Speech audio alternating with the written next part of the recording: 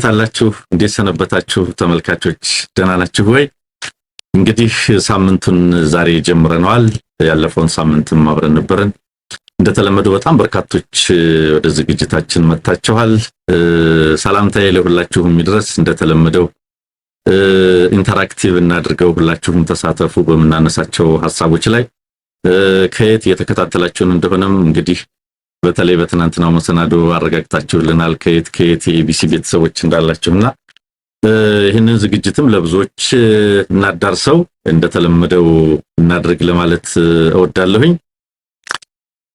እንግዲህ ዛሬም በርከት ያሉ ርዕሰ ጉዳዮች ይዘንላችሁ ነው የመጣነው። ትናንትና አብረን ያመሸነው በጣም ረጅም ሰዓት ሌሊቱን ሙሉ በተለይ በዚህ በአፍሪካ ውስጥ ያለነው በስፋት ሌሊቱን በሙሉ በመሰናዶ ነው የቆየነው ያሳለፍነውና እንግዲህ ከዚያ ተመልሰናል ማለት ነው። ከትናንትናው መሰናዶአችን በርከት ያሉ ርዕሰ ጉዳዮች ናቸው ያሉን። በነገራችን ላይ ዛሬ እንግዲህ የፖሊስ ተቋማት በሙሉ በጀነራል የሚመሩበት ሀገር ሆኗል። ይሄ እንግዲህ ምን ማለት ነው የሚለውን እናንተም ሐሳብ ተሰጡበታላችሁ። ስለዚህ የምናነሳቸው ነጥቦች ይኖራሉ። አማራ ክልልም ሌተናንት ጀነራል ሹሟል የክልሉ ፖሊስ ላይ። ሌላው በተለይ ዘመነ ካሴም በስዊዘርላንድ የፈረንሳይኛ ጋዜጣ ላይ ቃለ መጠይቅ አድርጓል። እዛ ላይ ያነሳቸው ሐሳቦች አሉ። የኢሃፓ ፖለቲከኞች የፍርድ ቤት ችሎት ውሎም እንደዚሁ ሌላኛው ነው። ኦብነግ በ42ኛ ዓመት የምስረታ በዓሉን እያከበረ ነው። እሱን ተከትሎ የወጣ መግለጫ አለ፣ ንግግር አለ። እሱ ላይም የምናነሳላችሁ ጉዳይ ይኖራል። ሌሎችም ርዕሰ ጉዳዮች አሉን። እንግዲህ እንደተለመደው ለብዙዎች ለማድረስ እንድንሰራ ጠይቃችኋለሁኝ። አብረን እንቆይ፣ ተሳተፉ በብዙ መንገድ ለማለት ነው። ሼር አድርጉት፣ ላይክ አድርጉት። ይህን ዝግጅታችንን በቀጥታ በአማራ ሳት ቴሌቪዥን ይተላለፋል፣ በኤቢሲ ቲቪ ረምብል ላይ ይተላለፋል፣ እንደዚሁም በዚህ በአዲሱ የዩቲዩብ ገጻችን ላይ ይተላለፋል። ብዙዎቻችሁ እንግዲህ ተመልካቾቻችንና ሰብስክራይበራችን ብዙ ጊዜ በቁጥር አይገናኝምና ይህን ዝግጅት ለማየት የምትገቡ ይህንን ገጻችንን ሰብስክራይብ ያደረጋችሁ ሁልጊዜም መሰናዷችን ወደ እናንተ እንዲደርስ እንድታደርጉ ለመጠየቅ እወዳለሁኝ። እንግዲህ ትናንትና አንድ ታሪካዊ ዝግጅት አድርገናል። እውነት ለመናገር የአማራ ሳት ቴሌቪዥንን የሳተላይት ስርጭት ቀጣይነት ለማረጋገጥ የድጋፍ መሰናዶን የነበረው መርሃ ግብር ነው የነበረን። ትናንትና ብዙዎቻችሁ እንደምታውቁት እንደተሳተፋችሁበት ከአምስት ሰዓት በላይ ነው አብረን የቆየነው።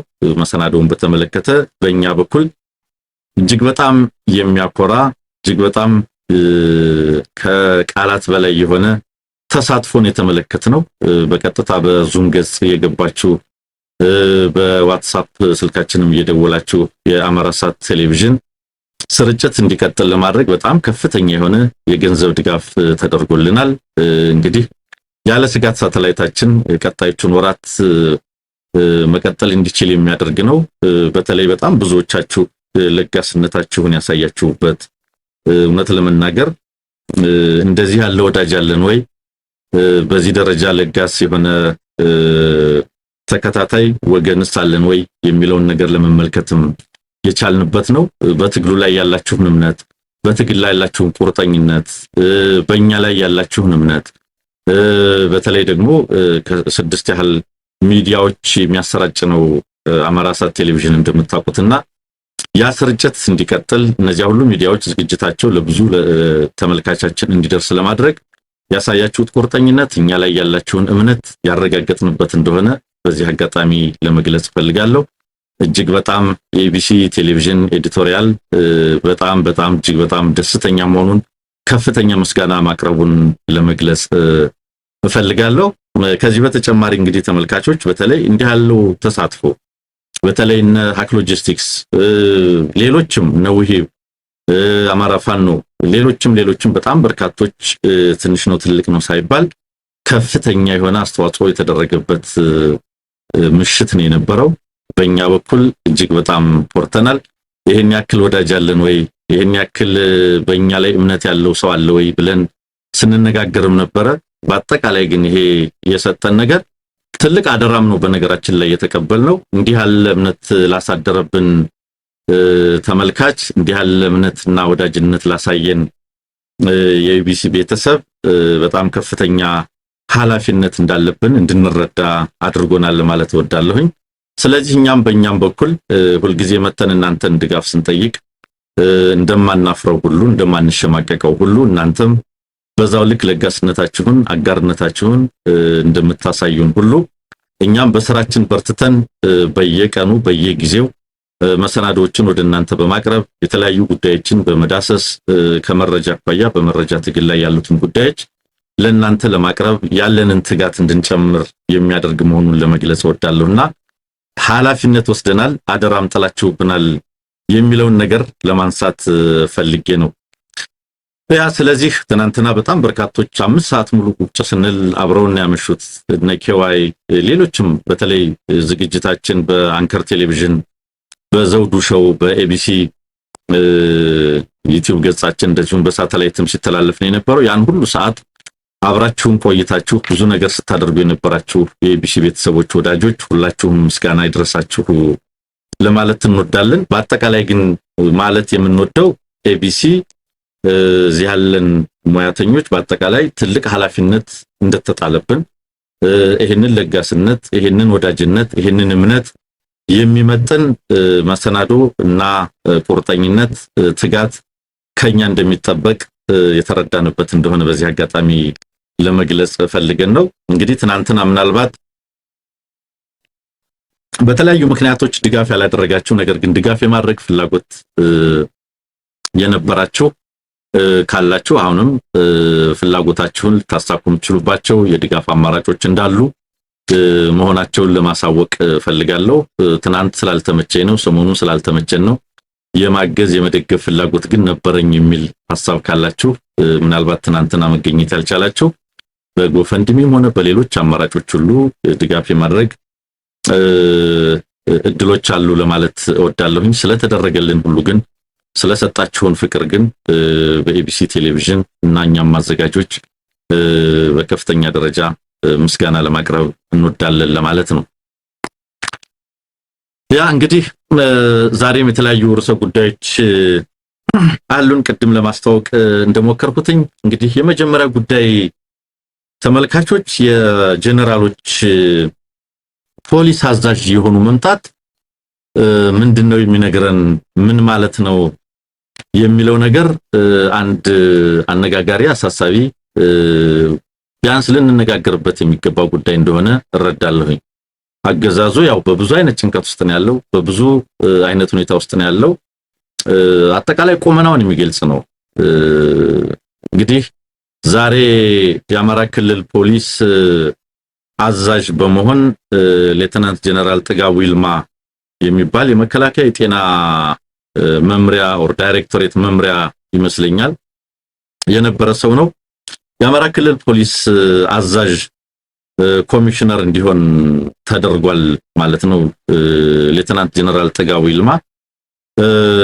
ሌላም እንደምታውቁት የኦሮሚያ ክልል ፖሊስ ኮሚሽነርም ሌተናንት ጀነራል ድሪባ የሚባል ነው። እንደውም የኦሮሚያ ፖሊስን እየመራ ነው የማዕረግ እድገትም የተደረገለት። እንደምታውቁት ጀነራል ድሪባ የሰሜን ዕዝ አዛዥ የነበረ እንደሆነ ሰምቻለሁ። የሰሜን ዕዝ አዛዥ የነበረና በሰሜን ዕዝ ሲመታ ዛው ተማርኮ ወይም ተይዞ ከነበሩ ጀነራሎች መካከል እንደነበረ መረጃ ጠቆማ አግኝቻለሁ ለማለት ነው። ሌላው እንግዲህ አዲስ አበባ ላይ የአዲስ አበባ ፖሊስ አዛዥም እንደዚሁ ሌተናንት ጀነራል አስራት ዴኔሮ መሾሙን ታውቃላችሁ። እንግዲህ የአዲስ አበባ ፖሊስ አዛዥ ሌተናንት ጀነራል አስራት፣ ኦሮሚያ ሌተናንት ጀነራል ድሪባ፣ አማራ ሌተናንት ጀነራል ጥጋቡ። እነዚህ ሁሉ ነገሮች ምንድነው የሚነግሩን? የክልል ፖሊሶች በጀነራሎች መመራት ምን ማለት ነው የሚለው ነገር የሚነግረን ነገር አለ። ምን እያለ ነው አገዛዙ ምን እያደረገ ነው ያለው የሚለውን ለመመልከት ያስችለናል ብዬ ነው የማስበው። እዚህ ላይ ትንሽ ዜናውን ስንመለከት ያሳቀኝ ነገር የአማራ ብሔራዊ ክልላዊ መንግስት ርዕሰ መስተዳድር አቶ አረጋ ከበደ አዲስ የሥራ ሹመት ሰጡ ይልና በዚህ መሰረት ሌተናንት ጀነራል ጥጋቡ ይልማን የአማራ ክልል ፖሊስ ዋና ጠቅላይ መምሪያ አዛዥ አድርገው ሹመዋል ይላልና እንግዲህ አረጋ ከበደ ነው ወይ የሾመው ነው እንግዲህ ይሄ ጥያቄ።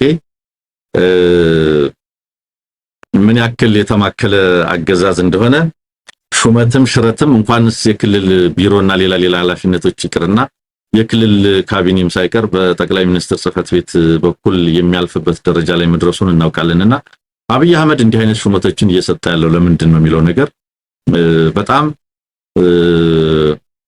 ለየት ያለ አረዳድ ወይም ትርጉም የሚሰጠን ስለሆነ እሱን ሁላችንም ልናስብበት ይገባል ብዬ ነው። አንደኛው ግን ለኔ የሚሰጠውን ትርጉም የሚሊታራይዜሽን ኦፍ ዘ ፖሊስ ወይም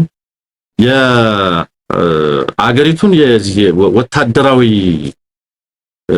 አገዛዝ ወታደራዊ አስተዳደር በከፍተኛ ደረጃ እየተጠናከረ መምጣቱን የአገሪቱ መንፈስና አውድ ጦርነት መሆኑን በከፍተኛ ደረጃ እንድንገነዘብ የሚያደርገን ነው። በነገራችን ላይ እንደምታውቁት ለምሳሌ አማራ ክልል በአራት ኮማንድ ተከፍሎ ጀነራሎች ተመድበውበት በጀነራሎች የሚመራ አስተዳደር እንዲሆን መደረጉ ይታወቃል። ምክንያቱም በተለይ ትግል ከተጀመረበት ያለፉት 3 ዓመታት ወዲህ የሲቪል አስተዳደሩ ምን ላይ እንዳለ ይታወቃልና ጥበቃ የሚደረግለት ትዕዛዝ የሚቀበለው ከጀነራሎቹ ነው።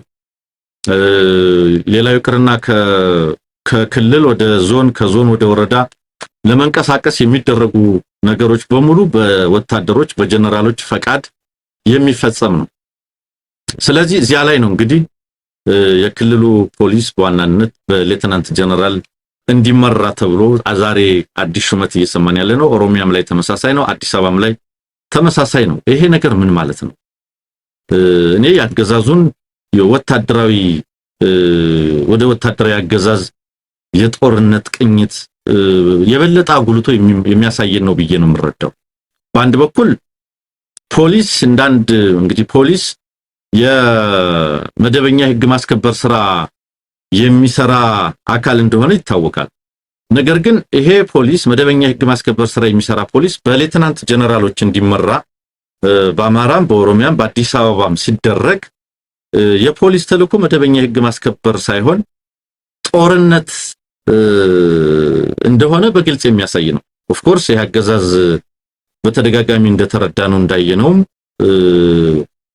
የፖሊስ መደበኛ ፖሊስ፣ የአድማ ብተና ፖሊስ፣ የክልል ሚሊሻ ዋንኛ የጦርነት ተሰላፊ አድርጎ እንደሚሰራ እናውቃለን። እና ይሄ ፖሊስ ይሄ አድማ ብተና ይሄ ሚሊሻ በጀነራሎች እንዲመራ ሲመደብ የሚነግረን ነገር የክልል መደበኛ የህግ ማስከበር ስራ ይሰራል ተብሎ የተዋቀረ የፖሊስ አገልግሎት ወደ ወታደራዊ ተልዕኮ መግባቱን የሚያመለክት ነው። በነገራችን ላይ ባለፈው አብይ አህመድ ባህር ዳር በሄደ ጊዜ በደንብ ያላጣራ ነው መረጃ ስለነበረ ነው ብዙ ያላወራንበት። ነገር ግን ባህር ዳር ሄዶ የባህር ዳር አየር ማረፊያን ከመረቀ በኋላ ከክልሉ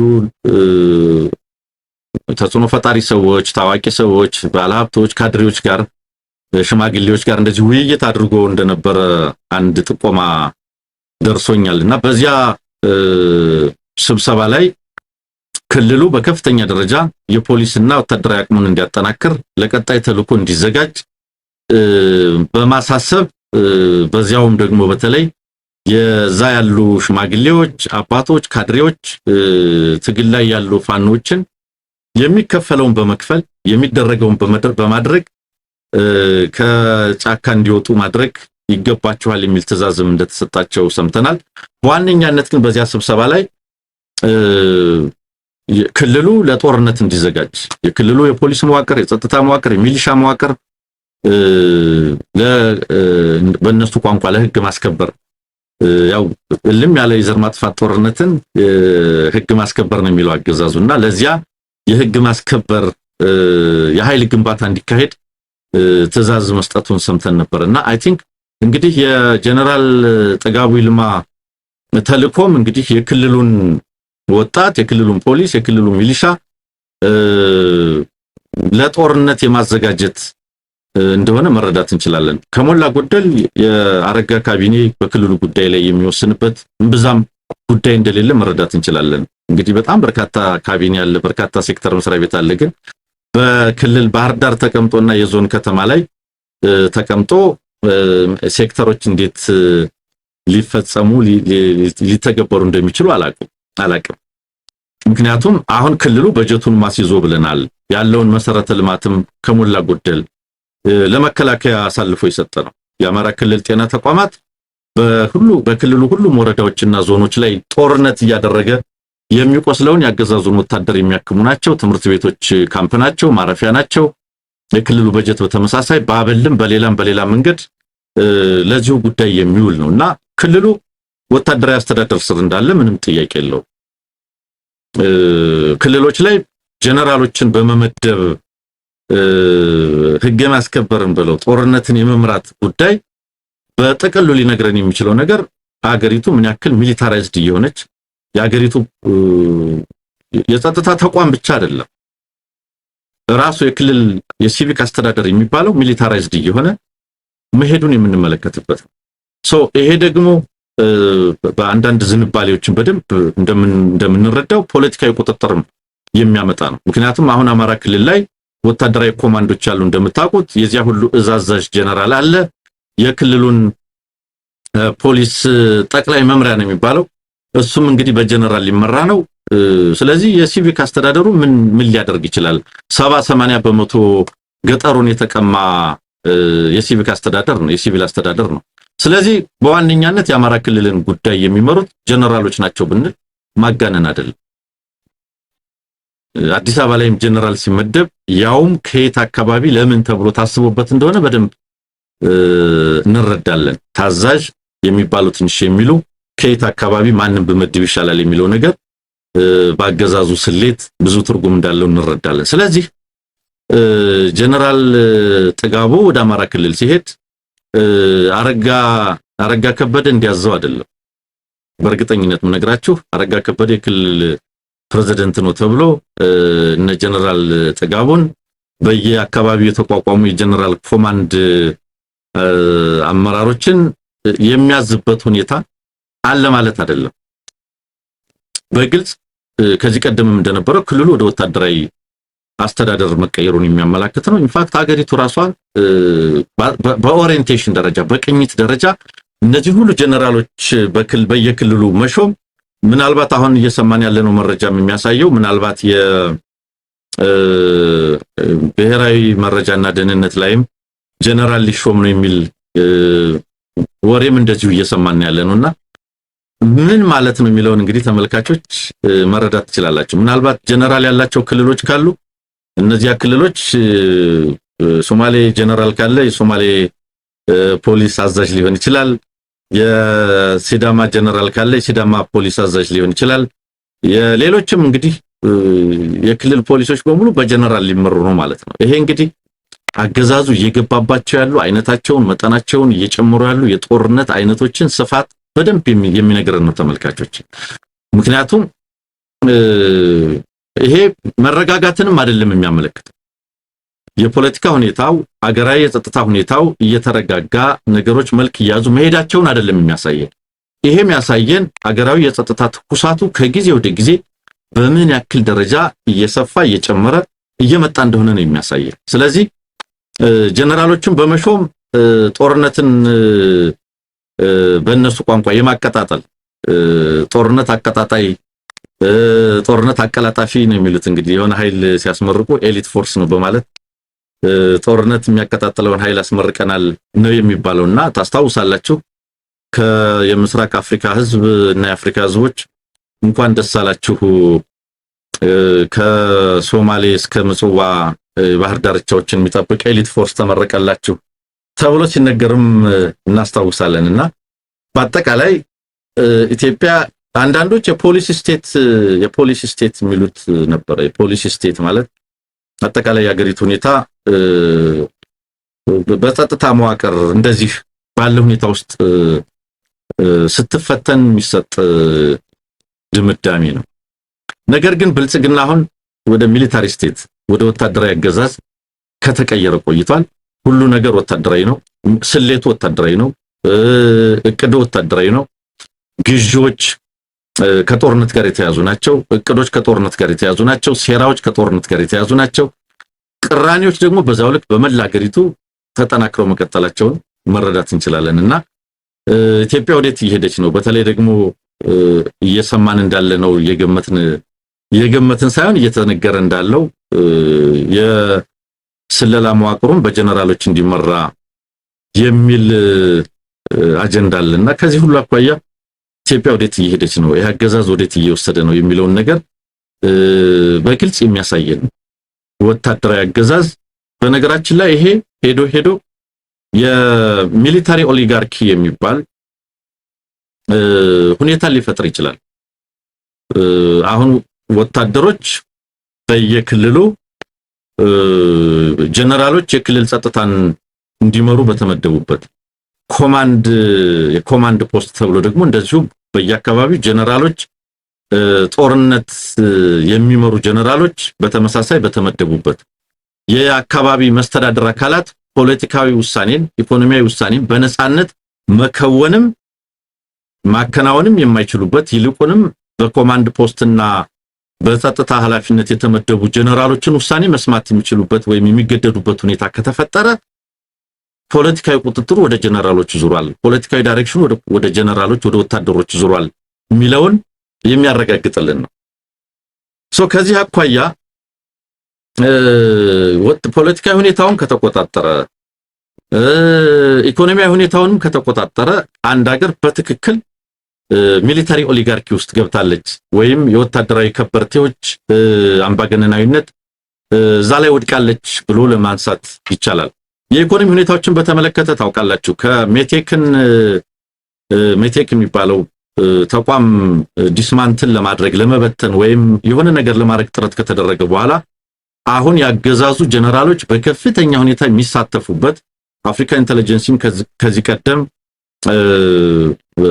የምርመራ ዘገባ ያወጣበት ይሄ የሽርሽር ቢዝነስ ግሩፕ የሚባል በግብርና በአውቶሞቲቭ በኤክስፖርት ላይ በጣም በርካታ ትራንስፖርት ላይ በጣም በርካታ የንግድ ዘርፎች ላይ የገባ ወታደራዊ ጀነራሎች ከፍተኛ ሚና ያላቸው የነዚህ ተቋማት የሥራ ኃላፊዎችም ጭምር በዲፌንስ ኢንጂነሪንግ ኢንዱስትሪያል ግሩፕ የሚባላል በመከላከያ ስራ ያለ እዚያ ላይ ድረስ በነገራችን ላይ ሽርሽር ቢዝነስ ግሩፕ የሚባለው እዚያም ላይ የቦርድ አባላት ናቸው በቦርድ አባልነት። ስለዚህ ወታደራዊ ተቋሙ ጀነራሎቹ በአገሪቱ ሁለንተናዊ የኢኮኖሚ እንቅስቃሴ ውስጥ እዚያ ላይ በነገራችን ላይ ለምሳሌ ማይክሮ ፋይናንስ አለ አድዋ ማይክሮ ፋይናንስ የሚባል ይመስለኛል የግብርና ስራ አለ የቡና ኤክስፖርት አለ አውቶሞቲቭ የመኪና ፋብሪካም ተተክሏል የኡበር ምንድነው የታክሲ ትራንስፖርትም አለ ኦልሞስት በሁሉም የኢኮኖሚ ዘርፎች ላይ እነ ብርሃኑ ጁላና በጣም በርካታ የኦህዴድ ጀነራሎች ሚናና ተሳትፎ ውሳኔ ያለበት እንቅስቃሴ አለ። ይሄ በነገራችን ላይ በአንድ በኩል ምንድነው የተደረገው ሜቴክን የተወሰኑ ኩባንያዎች ሁሉ በዚህ ድርጅት በኩል በትብብር ወይም ፓርትነርሺፕ ተብሎ እንቅስቃሴ እንዲያደርግ ቢዝነስ እንዲሰራ እየተደረገ ነው ያለው። አቢሲኒያ ሲሚንቶ የሚባል ነበረ ተመልካቾችም የምታውቁት ያንን አቢሲኒያ ሲሚንቶ የሚባል በ600 ምናምን ሚሊዮን ብር ይሄው ቢዝነስ ግሩፕ እንዲገዛ ተደርጎ ሻጮቹ በነገራችን ላይ ገንዘባቸው ሙሉ ለሙሉ አልተከፈላቸው የአቢሲኒያ ሲሚንቶ ባለቤቶች ለዚህ ቢዝነስ ግሩፕ ምክንያቱም ይሄ ቢዝነስ ግሩፕ በነ ብርሃኑ ጁላ በነ ጀነራል ገመቹ እና በሌሎችም በርካታ የኦህዴድ ጀነራሎች አጋርነት ጣልቃ ገብነት የሚመራ ነው ከፍተኛ ሚና ነው ያላቸው እና ይሄ ግሩፕ በነገራችን ላይ ከሀገር ውጭም የቢዝነስ ኩባንያዎች አሉት በእንደዚህ አይነት ሁኔታ ኢኮኖሚው ላይም ወታደራዊ አመራሮች ጀነራሎች በዚህ ደረጃ እየገቡ ነው ማለት ነው። ስለዚህ እነዚህ ሰዎች በቀጥታ ባንኮችን ደውለው ብድር ማዘዝ የሚችሉበት ሁኔታ ከመጣ የቢዝነስ እንቅስቃሴ ላይ ሁለንተናዊ በሆነ የፕራይቬት ሴክተሩ ሊሰራው በሚችለው ቢዝነስ እንቅስቃሴ ውስጥ በእጃዙርና በቀጥታ ቁጥጥር ውስጥ ከገቡ ፖለቲካው ላይ ቀደም እንዳልነው የክልሎችን የጸጥታ ሁኔታ በመቆጣጠር የክልሎችን ፖለቲካና ሌሎች ማስተዳደራዊ ተግባራት በአንድ ወይ በሌላ መንገድ እየተቆጣጠሩት ከሆነ ፖለቲካዊና ኢኮኖሚያዊ ቁጥጥር በግልጽ ወታደራዊ ኦሊጋርኪ መፈጠሩን የሚያሳይ ነው። እርግጥ ነው አብይ አህመድም ራሱ ኮሎኔል ነው ከልጅነቱ እስከዚህ እድሜው በውትድርና ያደገ በመሆኑ ቅኝቱ፣ አስተሳሰቡ፣ አተገባበሩ ወታደራዊ ሊሆን እንደሚችል ምንም የሚያጠይቅ አይደለም። ስለዚህ የሀገሪቱ የጸጥታ ተቋማት ፓራላል የሴኩሪቲ ተቋማት ምስረታ ሂደቱን ስታዩት የጸጥታ ተቋማት ሪፎርም ተብሎ ኮምፒቲንግ የሆኑ ፓራላል የጸጥታ ተቋማት እንዴት ተባስተው እንደተመሰረቱ እናውቃለንና አጠቃላይ አዝማሚያው የዚህ አገዛዝ በተግባርም ወታደራዊ ነው። የፖለቲካል ኢኮኖሚው በአጠቃላይ ወታደራዊና ጦርነትን መሰረት ያደረገ መሆኑ እንዳለ ሆኖ ስትራክቸራሊ በመዋቅር ደረጃ ደግሞ ወታደራዊ ኦሊጋርኪ የሀገሪቱን ፖለቲካል ኢኮኖሚ ተቆጣጥሮ የሚወስንበት ሁኔታ መፈጠሩን መረዳት እንችላለን። ይሄንን ምናልባት በደንብ ለመረዳት ጥናት የሚያቀርቡ ምሁራን ካሉ በደንብ ሊመለከቱ ይችላሉ። ይሄ በየክልሉ በአዲስ አበባ፣ በኦሮሚያ፣ በአማራ ሌተናንት ጀነራሎች በአዛዥነት መመደብ ምን ማለት ነው? ያገዛዝ እንግዲህ በውስጥም በውጭም ጦርነቶች እያደረገ ነው። አዳዲስ ጦርነቶች ፊት ለፊቱ አሉ። በጣም በርካታ ጦርነቶችንም እያቀደ ነው ያለው። ይሄ ሁሉ ነገር የሚነግረን ነገር ምንድን ነው? አሁን ክልሎች ወታደር በመመልመል ሚሊሻ በማሰልጠን ፖሊስ በማሰልጠን ለአገዛዙ የጦርነት ፍላጎቶች የሰው ኃይል እንዲያዘጋጁ እንዲያደራጁ ይሄ ኃላፊነት ከተሰጠ ቆይቷል። ስለዚህ ይሄንን የማስተባበር ኃላፊነት ነው ለነዚህ ጀነራሎች እየተሰጠ ያለው። ይሄንን እንዲያስፈጽሙ ነው እነዚህ ጀነራሎች ኃላፊነት እየወሰዱ ያሉት ማለት ነው። እንግዲህ ታውቃላችሁ በመከላከያ አሁን ማስታወቂያ አውጥቶ ሰው የሚመለምልበት በመከላከያ ተቋማት ውስጥ ወጣቶች ሄደው እንዲሰሩ ሊያደርግ የሚችልበት ምንም አይነት የህዝብ አፒታይት እንደሌለ የወጣት አፒታይት እንደሌለ ታውቃላችሁ። በነገራችን ላይ ትናንትና አንድ አብይ አህመድን ድምጽ እየሰማሁ ነበር። ከ3 ዓመት በፊት የኢትዮጵያ ህዝብ ሊያስብበት ይገባል፣ 100 ሚሊዮን ህዝብ ባለው ሀገር የሰራዊት አባል ለመሆን ማስታወቂያ አውጥተን እንዴት 5000 እና 10000 ሰው ማግኘት ይቸግረናል፣ ይህንን የኢትዮጵያ ህዝብ ሊያስብበት ይገባል፣ በጣም አደገኛ ነገር ነው የሚል ንግግር ፓርላማ ላይ ሲያደርግ ታስታውሳላችሁ። 100 ሚሊዮን ህዝብ ባለበት ሀገር 5000 እና 10000 ወታደር መመልመል ከብዶናል ብሎ የኢትዮጵያ ህዝብ ሊያስብበት ይገባል የሚል ጥሪ አቅርቦ ነበር። መቼ? የዛሬ 3 ዓመት። ከዚያ ወዲህ እንግዲህ የኢትዮጵያ ወጣቶች መንገድ ላይ እየታፈሱ ነው ወደ ውትድርና እየገቡ ያሉት። ወጣቶች እየታፈሱ ወደ ማሰልጠኛ ይሄዳሉ፣ ወደ ጦር ሜዳ ይላካሉ። ስለዚህ ማስታወቂያ አውጥቶ 100 ሚሊዮን ህዝብ ነው ያለኝ፣ በሱ ቋንቋ ደግሞ 25 በመቶ ህዝብ ፍጹም ደሃ ነው፣ ስለዚህ ጦርነትን የፈለግነውን አመት ያክል ማስኬድ እንችላለን የሚለው እየታፈሰ ወጣት ይዘምታል የሚል ነው። እና እነዚህ ጀነራሎች በየክልሉ ሲመደቡ የጦርነት አስተሳሰብ የጦርነት ሜንታሊቲ አገዛዙን ሙሉ ለሙሉ እንደተቆጣጠረው ለመረዳት እንችላለን ለማለት ነው። ብዙ ትርጉም ሊሰጠን የሚችል ነገር ነው። አንዳንዶች እንደው ይሄንን እያደረገ ያለው የተጨማሪ ጦርነት ዝግጅት አካል መሆኑ አንድ ነገር ሆኖ ሌላስ ምክንያት ሊኖረው ይችል ወይ? ምናልባት አንዳንድ ጀነራሎችን ገለል እያደረገ ነው የሚል ሐሳብ ትንታኔ ሊሰጡ ይፈልጋሉ። ለኔ ግን እንደዛ አይደለም። አንዳንድ ጀነራሎችን ወደ ክልል በመላክ በእነሱ ቦታ ሌላ ወጣት ጀነራሎችን ለመሾም እንደዛ ነው ብዬ አላስብም። አብይ አህመድ ያልወደደውን ጀነራል ትጥቅ አስፈትቶ ከስራ ኃላፊነት አንስቶ ቤቱ እንዲቀመጥ ነው የሚያደርገው። በጣም በርካታ ጀነራሎች እዚያ ላይ ነው ያሉት። በጣም በርካታ ኮሎኔሎች እስር ቤትም አሉ። እረፍት ውጣ ተብለውም ዝም ብሎ ቤቱ ቁጭ የሚላል የሚያደርጉት ግራ ይገባቸው፣ ወይም ትምህርት ተልከሃል ተብሎ የሆነ ቦታ የሚላክ አለ። ትንሽ ገንዘብ ያገኝ ሲባል ደግሞ እስቲ የሆነች ቦታ ሰላም አስከብር ተብሎ የሚላክበት ሁኔታ አለና አሁን ጀነራሎቹ የክልል ፖሊስን ላገዛዙ ሜጀር የሀገራዊና ቀጠናዊ ጦርነት እንዲያዘጋጁ መታዘዛቸውን ነው በእኔ በኩል ምንረዳው ለማለት ነው። ተመልካቾች ሼር አድርጉት፣ ሐሳብ ስጡበት እናንተም። ሌላው እንግዲህ ሰሞኑን ከነበሩ ጉዳዮች መካከል አንደኛው የአፋብን ሊቀመንበር አርበኛ ዘመነ ካሴ በፈረንሳይኛ ከሚታተም ሎታምፕ ይመስለኛል ለታምፕ የሚባል የስዊዘርላንድ ጋዜጣ ጋር ቃለ መጠይቅ አድርጎ ነበር። በዚህ ቃለ መጠይቅ በርከት ያሉ ጉዳዮች ተነስተዋል።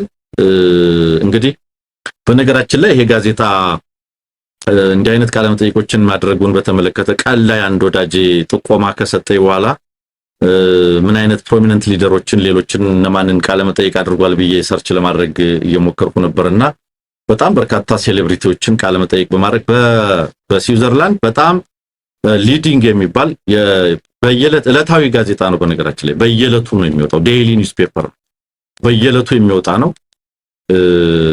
በጣም ቀዳሚ ከሚባሉ ጋዜጦች መካከል ነው። በጣም ዝነኛ ነው። ምን አይነት ሰዎችን ቃለ መጠይቅ አድርጎ ያውቃል የሚል ነገር ሰርች ለማድረግ ሞከርኩኝ። እዚያ ላይ ስመለከት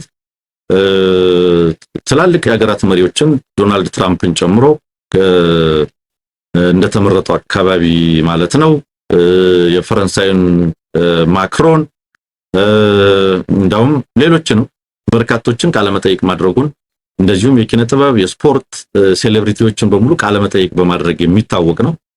እዚያው ላይ በተለየ ሽምቅ ትግል መሪዎች እንደዚህ የብሔራዊ ትግል የሚመሩ አካላትን እነማንን ኢንተርቪው አድርጎ ይሆን ብዬ ሰርች ሳደርግ የዘመነ ካሴን ያመጣልኝ ሌላ ላገኝ አልቻልኩም ማለት ነውና በጣም ትልቅ ቁም ነገር እንደሆነ በዚህ አጋጣሚ ለመጠቆም ፈልጌ ነው። እንግዲህ ቃለ መጠይቁ ላይ በርግጥ በጣም ሰፊ የሚባል ቃለ መጠይቅ አይደለም። የተነሱለት ጥያቄዎችና በሰጣቸው ሐሳብ ላይ ቢያንስ ሁለቱ እጅግ በጣም ወሳኝ ወይ መሰረታዊ ስለሆኑ ሁለቱ ላይ ሐሳብ ለመስጠት ፈልጌ ነው። አንደኛ የትግላችሁ ዓላማ ምንድነው በሚል የሚያነሳለት ነው። ሁሌም እንደምንለው የትግላችን ዓላማ የአማራን ሕዝብ ህልውና ማረጋገጥ ነው ብሏል አርበኛ ዘመነ። የአማራን ሕዝብ ህልውና ማረጋገጥ ነው። የአማራን ሕዝብ ህልውና ማረጋገጥ ማለት ደግሞ ኢትዮጵያን ከመፍረስ መታደግ ነው ብሏል። ስለዚህ እያደረግን ያለነው ትግል ኢትዮጵያን ከመፍረስ የመታደግ ትግልም ነው በሚል ነው እዛ ላይ ያስቀምጠው።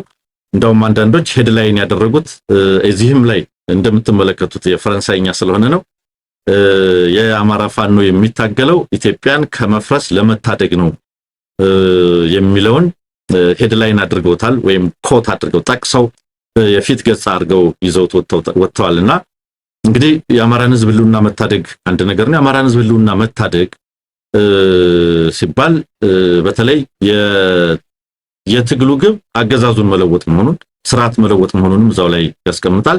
ስለዚህ ስርዓት በመለወጥ ነው የዚህን ህልውና ጥቃት እየፈጸመ ያለውን አገዛዝ በመለወጥ ነው የአማራን ህዝብ ህልውና ማረጋገጥ የሚቻለው።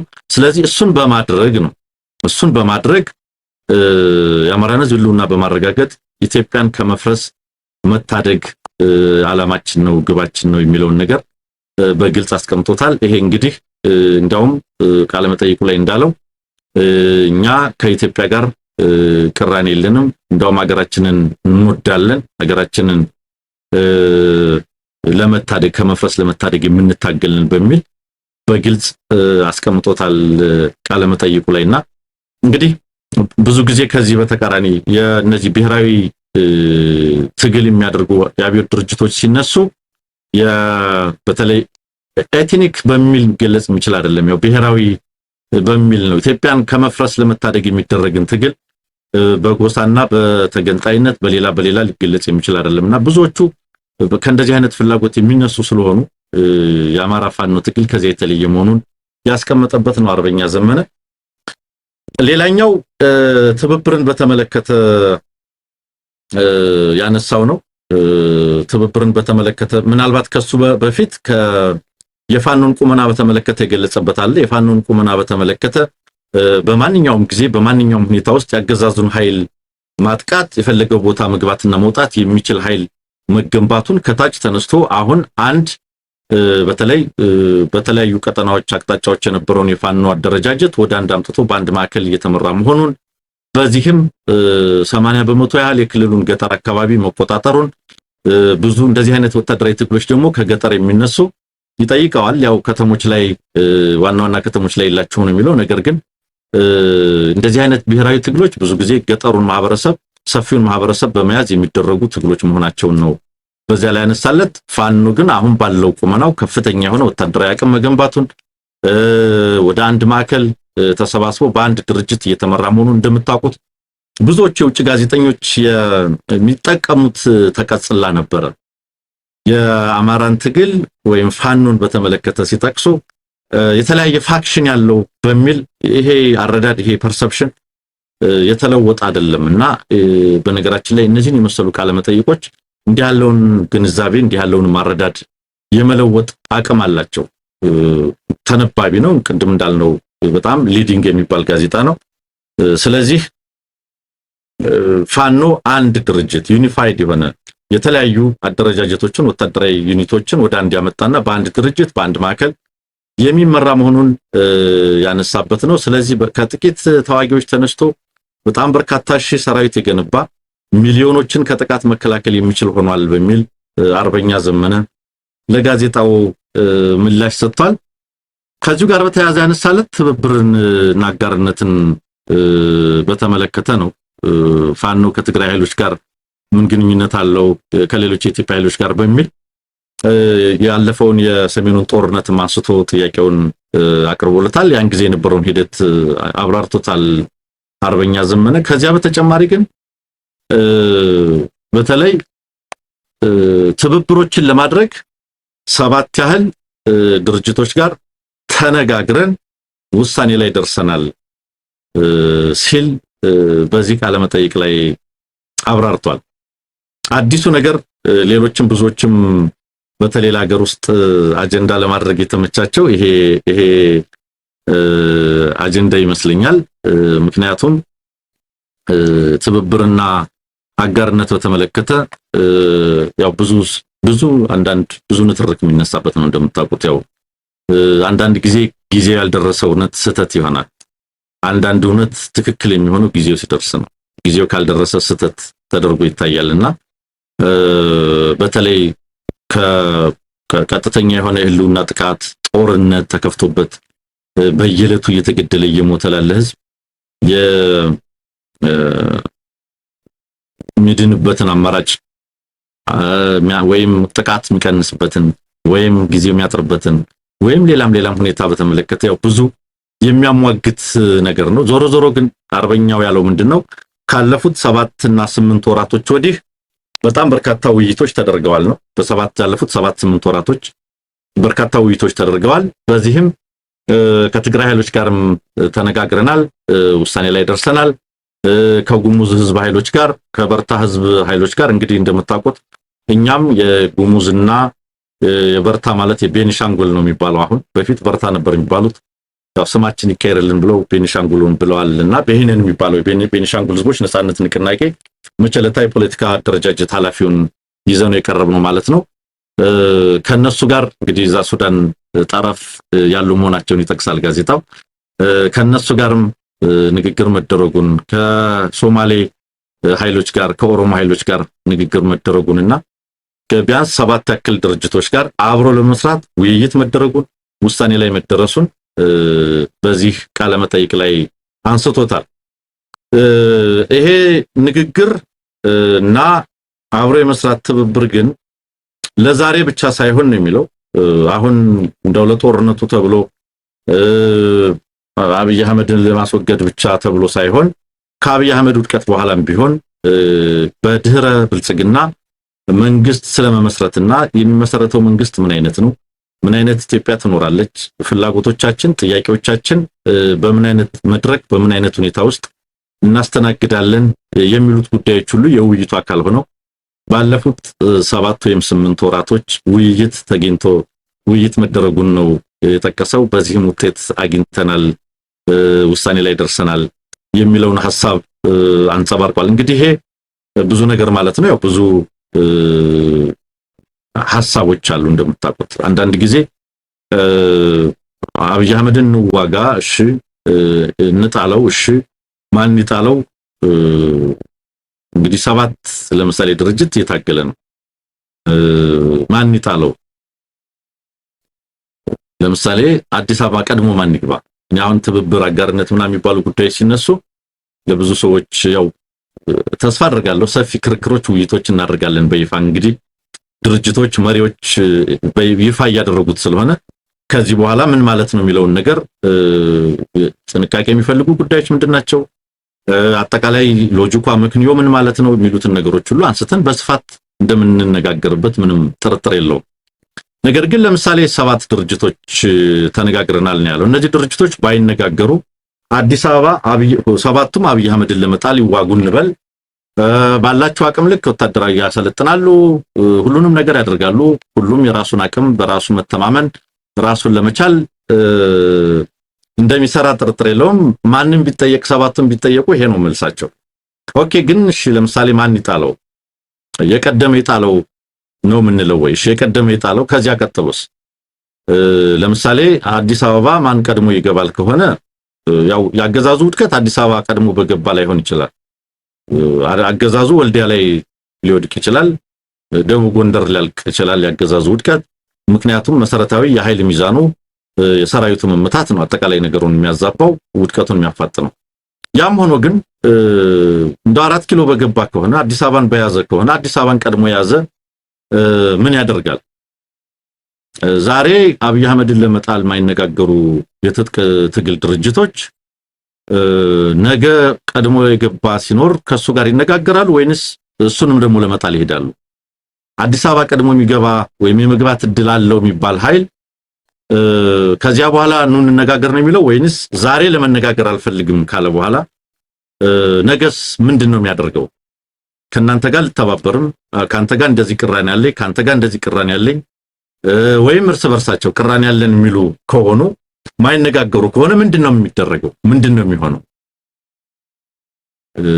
ምክንያቱም ለምሳሌ በወሰን በድንበር በመናምን አካባቢ ለምሳሌ ሶማሌና አፋር፣ ኦሮሚያና ጉሙዝ፣ ጋምቤላና እንደዚህ አይነት አማራና ኦሮሚያ ላይ ትግራይና አማራ ላይ እንደዚህ አይነት በጣም በርካታ ጉዳዮች አሉ። ኦኬ እነዚህ ጉዳዮች ስላሉ በእነዚህ ጉዳዮቻችን ምክንያት ከናንተ ጋር አንነጋገርም፣ ከናንተ ጋር አብረን ታክቲካሊውን ስትራቴጂክ ዋቴቨር አጋርነት አንፈጥርም የሚል ድምዳሜ ላይ ብንደርስ ቀድሞ አዲስ አበባ ማን ይግባ?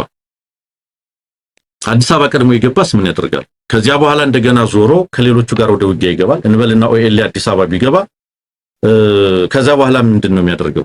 ከአማራ ጋር አልሰራም ካለ፣ ከአፋር ሁጎሞ ጋር አልሰራም ካለ፣ ከትግራይ ኃይል ጋር አልሰራም ካለ ኦኤልኤ ከዛ በኋላ ምንድነው የሚያደርገው? ሻዕቢያን ጣለ እንበል፣ ቀድሞ ጣለ ተሳካለት፣ አዲስ አበባን ያዘ እንበል፣ 4 ኪሎም ገባ እንበል።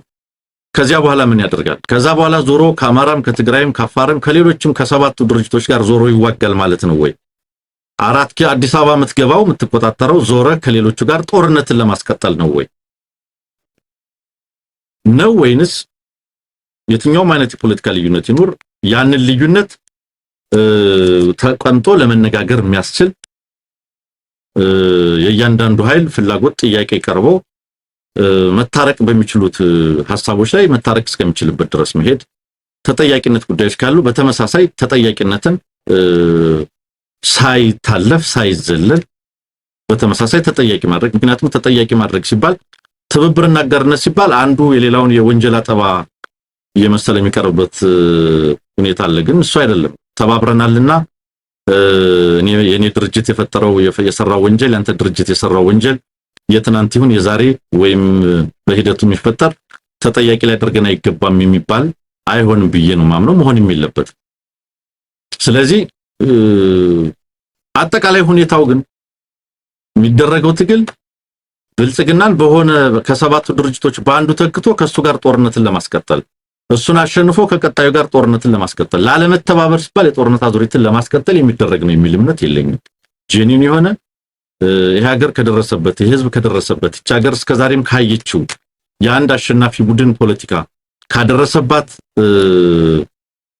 አይነተ ብዙ ጫና፣ አይነተ ብዙ ፈተና፣ አይነተ ብዙ መከራ አኳያ ከዚህ በላይ ምን ይምጣብን ብለው በሆደ ሰፊነት ችግሮቻቸውን ለማጥበብ ለመነጋገር መፍትሄ ለማበጀት የሚችል የፖለቲካ መድረክ ምህዳር መፍጠር፣ በዚያው ልክ ተጠያቂነትን፣ በዚያው ልክ ሁሉንም አሳታፊ ሆነ የአንድ ቡድን አሸናፊ ስርዓት ሳይሆን ሁሉንም አሸናፊ የሚያደርግ ስርዓት የመፍጠር ጉዳይ ትልቅ መርህ ሆኖ መቀመጥ ያለበት ይመስለኛል። እንግዲህ አጠቃላይ ሂደቶቹ ስርዓቱን የመታገል እስከ ማስወገድ ያለው ሂደት፣ ከዛ በኋላ የምትኖረው ኢትዮጵያ፣ ከዛ በኋላ የሚኖሩ የፖለቲካ መድረኮች፣ ከዛ በኋላ የሚኖሩ ግንኙነቶች ምን መድረክ ምን አይነት ሁኔታ ይኖራቸዋል የሚለው ነገር በዛው ልክ ሊታሰብባቸው የሚገባ ይመስለኛል። አይ ሰባቱም የታጠቀ ድርጅት እኛ እርስ በርስ አንገናኝም አንነጋገርም ከናንተ ጋማ አብሬ አልቆምም አብሬ አልበላም የሚሉ ከሆነ ምንድነው የሚያደርጉ? ሰባቱም ክልሉን ይዞ ሰባት ኢትዮጵያን ሰባት ቦታ ልናረጋት ነው ማለት ነው። አሊያም ሰባቱም እርስ በርስ የውጊያ ዙሪት ውስጥ ይቀጥላሉ ማለት ነው። ስለዚህ የሚኖረው ግንኙነት ምን አይነት ግንኙነት ነው? ምን አይነት መድረክ፣ ምን አይነት መርህ፣ ምን አይነት የፖለቲካ ሁኔታ ይኖራል የሚለው በርግጥ ዝርዝር ነገሮችን አላገኘንም። ነገር ግን የድህረና የቅድመና ድህረ የትግል ባህሪና ሁኔታዎች ላይ በእርግጠኝነት ሁሉንም ሊያግባባ የሚችል መርሆች፣ አሰራሮች፣ ሜቶዶሎጂስ እነዚህን የመሰሉ ጉዳዮች በግልጽ ተቀምጠው ይኬድበታል የሚል አረዳድ አለ። እንግዲህ ከዚህ አኳያ ያንድ አሸናፊ ቡድን በአንድ አሸናፊ ቡድን የሚመራ ስርዓት ምን አደረገን የሚለውን እንግዲህ ያለፈው 30 ዓመት በግልጽ ያሳየን ይመስለኛል። ቫዮለንትሊ እና አብይ አህመድ እንደሚያደርገው ያው አሸናፊ ቡድን ነን ብሎ ስለሚያስቡ አሸነፍን ስለሚሉ በአመፅ የበላይነትን እና ስልጣን ዘላቂነትን እናጽናለን በሚል የሚካሄደው የአንድ ቡድን ያሸናፊ ስርዓት አካሄድ ይሄው ሰባት የታጠቀ ድርጅት ወልዷል። ከዚህ በኋላም በጣም በርካቶችን ይወልዳል። በነገራችን ላይ ገና በርካቶችን ይወልዳል፣ እየሰፋ የሚሄድ ቀደም ሲል እንደነበረው የህወሓት ኢህአዴግ አገዛዝም ቢሆን በኮኦፕሽን በኢንዶክትሪኔሽን በኢንፊልትሬሽን በሚባሉ እንደዚህ በእነዚህም በመሰሉ መንገዶች አሳምነህ ግን የበላይነት ግን አስጠብቀህ የመሄድ ስልቶችን ለመከተል ቢሞከርም የማይሆን ነው። የኢትዮጵያ ህዝብ ብዙ ተምሮባቸዋል ብዬ አስባለሁ። ከዚህ በኋላም በእንደዚህ አይነት ሁኔታ የሚቀጥል በአንድ ቡድን አሸናፊነት በአንድ ቡድን የበላይነትና ቁጥጥር የሚቀጥል አገር አለ ብዬ አላምንም እኔ በግሌ። ምክንያቱም አሁን የተደረሰው ንቃት አሁን የኢትዮጵያ ህዝብ የደረሰበት ንቃት መቸለታም ስናነሳ እንደነበረው ፕሮጀክት የሚቆጠርበት ነው። እንደምታውቁት የልማት ፕሮጀክት ከነ ፕሮጀክት ዋጋው የት አካባቢ ተሰራ ምን ተሰራ እየተባለ የሚቆጠርበት የአንድ ተቋም የመምሪያ ኃላፊነቶች ሳይቀሩ ማን ተመደበ ከየትኛው ብሔር ተመደበ እየተባለ የሚቆጠርበት የተፈጠረው ንቃት የትብብር ሳይሆን የፍክክር እና እንደዚህ አይነት ነገሮች ውስጥ ያስገባን ነውና በዚህ ሁኔታ ውስጥ ማንም ብልጥ ነኝ የሚል የአንድ ቡድን የበላይነት አረጋግጦ ሌላውን አንበርክኮን በለው አስገዝቶ ጁኒየር አርጎ ተከታይ አርጎ ሊመራው የሚችለው ነገር አለ ብዬ አላስብም። ይሄ በጭራሽ ሊታሰብ የሚችል አይደለም። ከዚህ በኋላ ባለችው ኢትዮጵያ የአንድ ቡድን የበላይነት የአንድ ቡድን ፈላጭ ቆራጭነት አይሰራም። ለዛ ነው ኦህዴድ ብልጽግናን እንግዲህ ሰባት ያህል የታጠቀ ድርጅት እየተዋጋው ያለው በመላ ኢትዮጵያ። ዛሬ 42ኛ ዓመቱን እያከበረ ያለው ኦብነግም ጉጉሙም ትግራይም አማራም ኦሮሚያም ጉሙዝና በርታም ጋምቤላም ፎርዛት ማተር ታጥቆ እየታገለ ያለው ለዚህ ነው። ይሄንን የበላይነት አንቀበልም ብለው የተነሱ ኢትዮጵያውያንን የታጠቁ በትጥቅ ነው እንቀለብሰው ብለው ደግሞ ሌላ መድረክም ስለሌለ የተነሱ ኢትዮጵያውያንን በኃይል ጨፈልቃቸዋለሁ ብሎ ያገዛዝ እንግዲህ ጦርነትን ዋንኛው መሳሪያ አድርጎ በየክልሉ ጀነራል የፖሊስ አዛዦችን እየሾመ እየሰራ ነው። ምን ያህል ይዘልቃል? በዚህ መንገድ የበላይነት ተጠብቆ የት ሊደረስ ነው? በዚህ መንገድ ስልጣን በዘላቂነት ሊጸና የሚችለው በምን አግባብ ነው የሚለውን መረዳት እንችላለን። ስለዚህ መጪው የኢትዮጵያ ሁኔታም ይህንን የሚፈቅድ አይደለም። ስለዚህ መከባበር የግድ ነው። ስለዚህ የአንድ ቡድን ታንክና ባንክ ሳይሆን የኢትዮጵያውያን ታንክና ባንክ የኢትዮጵያውያን የጋራ ሀገር የኢትዮጵያውያን የጋራ ባንክ የኢትዮጵያውያን የጋራ ታንክ የኢትዮጵያውያን የጋራ መንግስት የኢትዮጵያውያን የጋራ ዲፕሎማሲ የሚያስፈልግበት ወቅት ነው። ያ ማይሆን ከሆነ ይሄን ለማድረግ ለመነጋገር ፖለቲካ ሁኔታዎችን መድረኮችን የማይፈልግ ወይም የማንፈቅድ ወይም ለዚያ የማይዘጋጅ ወይም ያንን በመርህ በእውቀት በማስተዋል ለመምራት ለመነጋገር የማይዘጋጅ ኃይል ከሆነ ያለው ባገሪቱ ኢትዮጵያ ሰባት የታጠቃለ ምናልባት ነገ ደግሞ ሌላ ሰባት ይመጣል ወይም ከዚያ በላይ ይመጣል። ስለዚህ ሁሉም የታጠቀ ኃይል የራሱን ቀጠና እየተቆጣጠረ ኢትዮጵያን ከዘመነ መሳፍንትም ወደ ባሰ መበታተን ውስጥ ሊያስገባት የሚችል ነውና እነዚህ የታጠቁ ኃይሎች የታጠቁ ድርጅቶች ምን አይነት ኢትዮጵያን እንፈልጋለን ምን አይነት ሀገር እንፈልጋለን የሚለውን በመርህ ሀገርንም ህዝብንም የቡድን ጥቅምን ብቻ ሳይሆን የጋራ ጥቅምንም ታሳቢ ያደረገ ሁኔታ መድረክ ፖለቲካ ለመፍጠር ይሰራሉ የሚል እምነት አለ። ያ ካልሆነ ከድጦ ወደ ማጡ ነው። ወይ የማያቋርጥ የጦርነት አዙሪት ይቀጥላል ወይ ደግሞ የሀገር መበታተን ይመጣል ማለት ነው ያለው አማራጭ። ስለዚህ ይሄንን አማራጭ ሊያስቀር የሚችለው በብስለት በትብብር ልዩነትን ማጥበብ በሚያስችል የፖለቲካ አካሄድ ነው የሚል አረዳዳለኝና እንግዲህ በዚህ ቃለ መጠይቅ ላይ አርበኛው ላለፉት 7-8 ወራት በእነዚህን መሰሉ አጀንዳዎች ላይ 7 ያክል ድርጅቶች ሲመክሩ መቆየታቸውን ወይም እየመከሩ መሆናቸውን በዚያም ላይ ውሳኔዎች መደረሳቸውን ጠቁሟል ማለት ነው። እንግዲህ ከዚሁ ጋር ተያይዞ በተለይ የአውሮፓ አሜሪካ መንግስታት አገዛዙ የሚያደርገውን ከሰብአዊ መብት ጥሰቶች ጋር በተያያዘ የእነዚህ የውጭ ቅጥረኛ ቴክኒሻኖች፣ ሙያተኞች፣ ቴክኖሎጂዎች እያመጣ የሚፈጽማቸውን ነውሮች በደንብ ያውቃሉ ነው ያለው። አሜሪካውያንም አውሮፓውያንም ምን እየተካሄደ እንዳለ በደንብ በትክክል ያውቃሉ። ነገር ግን በተለያየ ደረጃ ዛሬም በአዲስ አበባ ያለውን አገዛዝ ይደግፋሉ ነው። እንግዲህ ኤሚሬቶች ለዚህ አገዛዝ ምን እያደረጉ ነው ያሉት? የኤሚሬት ሙያተኞች፣ የኤሚሬት ቴክኖሎጂ፣ የኤሚሬት ድሮኖች፣ የቱርክ ድሮኖች፣ ሌሎችም የመካከለኛው ምስራቅ ሀገራት ከዚህ አገዛዝ ጋር የተሰለፉ ምን እያደረጉ ነው ያሉት? ምን እያቀረቡ ነው ያሉት? በዚያስ የተነሳ ምን እየሆነ ነው? በተለይ የንጹሃን ጭፍጨፋን በተመለከተ የአባ ጊዮርጊስ ቅድስት አርሴማ ገዳምን መነሻ አድርጎ በዚህ ቃለ መጠይቅ ላይ አንስቶ አብራርቶታል ለማለት ነው ተመልካቾቻችን። እንግዲህ ከዚሁ ጎን ለጎን ያው ብዙ ነገር እናነሳበታለን። በነገራችን ላይ ብዙ ነገር እናነሳበታለን ማለት ይሄ ትብብርና አጋርነት ምን ማለት ነው? በኢትዮጵያ ከምን ጊዜውም በላይ እየተጠናከረ የመጣው ወታደራዊ ትጥቅ ትግል ምን ይፈልጋል? ኢትዮጵያን ወዴት ይወስዳታል? እንግዲህ ሁሉም እንደምታውቁት የህልውና ጥቃት እየደረሰብኝ ነው በዚህ አገዛዝ ባይ ነው። ሁሉም ትግራይም፣ አፋርም፣ ጉሙዝም፣ ቤኒሻንጉልም፣ ጋምቤላም፣ አማራም ሌላውም እንደዚህ ነው እያለ ያለው።